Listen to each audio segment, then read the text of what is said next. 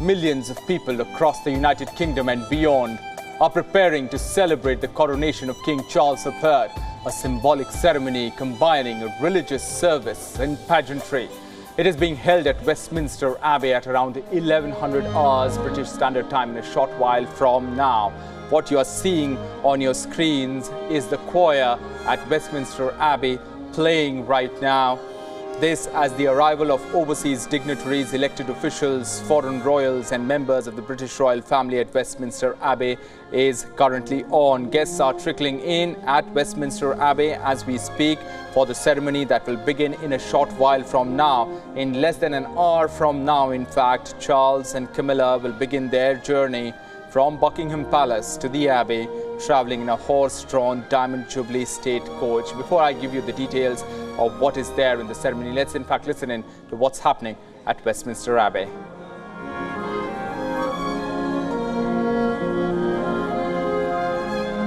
What you're witnessing right now is history in the making. This is British.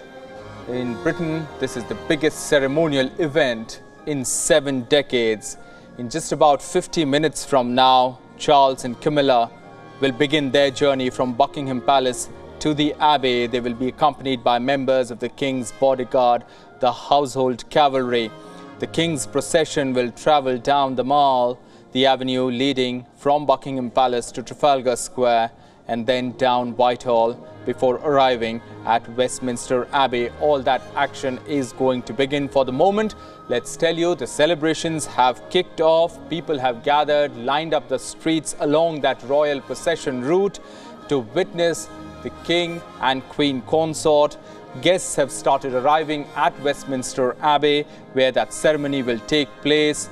Right now, what's happening is there are arrival of overseas dignitaries, elected officials, foreign royals and members of the British royal family. They have started to trickle in at Westminster Abbey.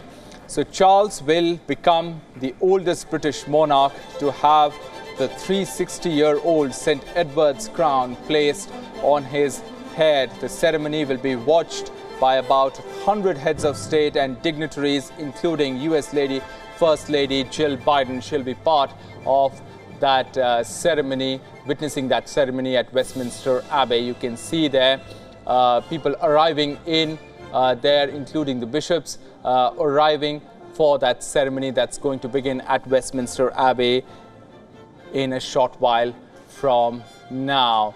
These are the people who literally have got the golden ticket to be at Westminster Abbey to witness this history. The biggest ceremonial event in Britain in 7 decades. The ceremony will be watched, as I said, by around 100 heads of state and dignitaries from there in the Westminster Abbey.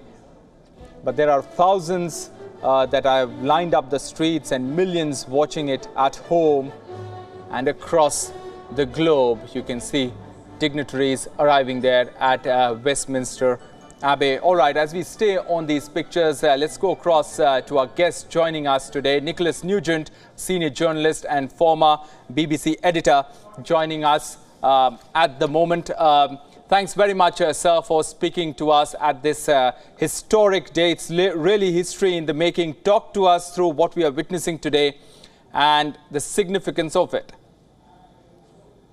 Well, of course, in Britain, we don't change our head of state very often. Let's just put it like that. You have a new head of state every 5 years. We're having the first one for 70 years. And indeed, in my lifetime, only the 3rd head of state. So that really puts the context there. You can probably tell by looking at me that I am old enough just to remember the last coronation. I'm the same age as King Charles, actually. So that's an interesting trivia. Well, yeah. What else can I tell you? You're asking me to talk you through the event. I'm trying to put it into a historical and indeed British context. Yes. We don't change our head of state very often. So that's why this is really an enormous event. And of course, it's why foreign dignitaries are invited. And interestingly, whilst most countries with which Britain has relations are represented there, the heads of state are not necessarily top dog here because it's the royals that count. We belong to a declining number of countries with a monarchy. So here it's all about the monarchs that attend, the royal visitors. Though, of course, the elected heads of state are also welcomed at a high level. So there's a fantastic aura of occasion here. Britain tends to do a big occasion quite well. And I think you're seeing it from the pictures, the fact that people, despite the rain, have been waiting all night to watch the procession from Buckingham Palace to Westminster Abbey and then back again. And a lot of people outside London will be anchored to their televisions all day because it's really a very big day in British history, as you've been saying. Yes. And a very, well, it's a nice occasion, let's put it like that. But as happened last time, 70 years ago, it's raining on the day. So you can't count on the weather respecting the occasion. Right. It's really quite wet where I live, but I think the rain is heading towards London. So it'll be wet there later in the day. Yes. Mr. Nugent, you spoke about the last coronation. So I would like you to draw a parallel between the last coronation and this coronation. You know, monarchy is all about continuity, but there are certain differences here in this time. Because, for example, there are leaders of non-Christian faiths who will be playing a prominent role at this ceremony. So talk to us what's different this time. Well, yes, that's, of course, a key factor. King Charles has always embraced different faiths, and he allegedly wanted to change the wording to make him not just defender of the faith, but defender of faiths. But I think that was vetoed because the monarch is, of course, the head of the Church of England, so by definition is a senior person within Christianity in Britain. But Prince Charles has gone out of his way to embrace other faiths and meet leaders of other faiths. And leaders of other faiths in Britain will be represented in Westminster Abbey. That's important. And of course, don't forget our Prime Minister at the moment is himself a Hindu. So I think you could say that the country has gone quite a long way towards how shall I put it, disassociating the monarchy from the church, the Christian church, and broadening it out. So that's a very important difference.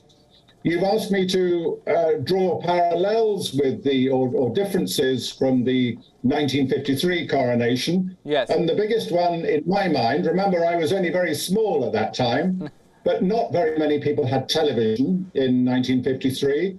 And we only had black and white television.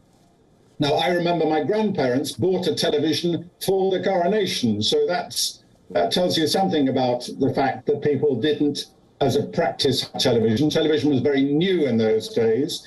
So all the pictures we saw on television of the 1953 coronation were in black and white.